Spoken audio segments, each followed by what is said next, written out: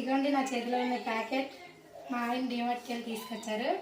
తెచ్చి 2 వీక్స్ అవుతుంది, చేయమన్నారు. నాకు కుదరక ఇప్పటిదాకా అవ్వలేదు. అయితే ఏదైనా వీడియో చేసి అప్లోడ్ చేద్దామని ఆలోచిస్తే ఏం చేయాలా అని ఆలోచించాను. ఇంతట్లో ఈ ప్యాకెట్ నాకు కనిపించింది.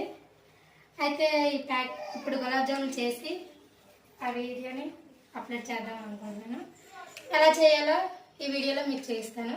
రండి ఫ్రెండ్స్, దాన్ని ఆ ప్యాకెట్ని చెప్పి ఈ కప్పులో వేసాను. 1.5 కప్ వచ్చింది. దీన్ని బౌల్లో తీసుకుందాం.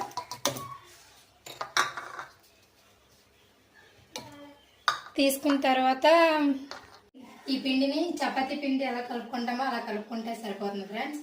ఇప్పుడైతే నేను చల్లార్చిన నీళ్ళతో ఈ పిండిని కలుపుతున్నాను.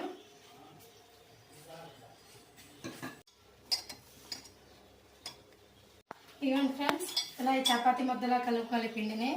ఇలా కలుపుకున్న తర్వాత ఒక 10 నిమిషాల పాటు దీన్ని మూత పెట్టి పక్కన పెట్టుకుందాం. ఇంతట్లాగా పంచదార పాకాన్ని ప్రిపేర్ చేసుకుందాం.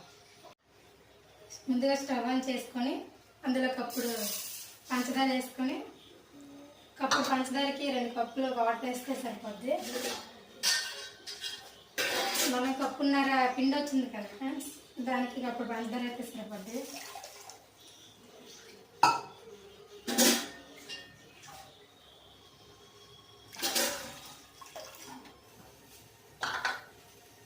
దీన్ని కొంచెం తేగపాకం వచ్చేంత వరకు బాగా మరిగించుకోవాలి.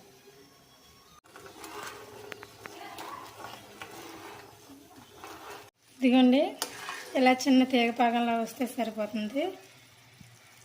ఇలా పాకం వచ్చిన తర్వాత ఇందులో ఇలా పాకం వచ్చిన తర్వాత ఇందులో ఒక 3 యాలకులను దంచి వేసి స్టవ్ ఆఫ్ చేసుకొని పక్కన పెట్టుకోండి.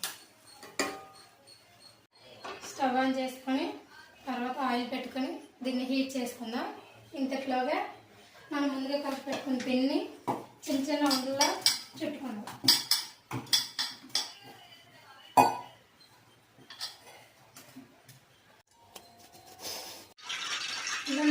ఇలా చిన్న చిన్న ఉండలా చుట్టుకొని పక్కన పెట్టుకొని ఆయిల్ హీట్ అయింది లేదో చూద్దాం.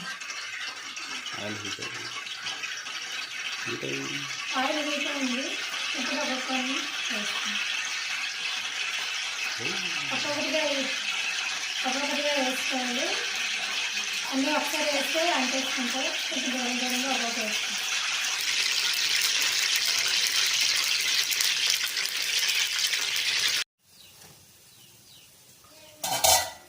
అలాగే మిగిలిట్లు కూడా ఫ్రై చేసుకుంటే సరిపోతుంది.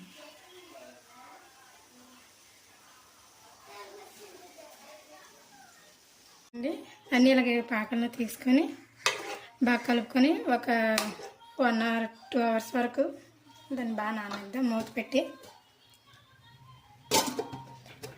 ఫ్రెండ్స్, 1 hour తర్వాత పాకాన్ని అంతా పీల్చుకొని చాలా మెత్తగా అయ్యాయి. ఇవి ఎలా ఉన్నాయో టేస్ట్ చేసి చెప్తాను.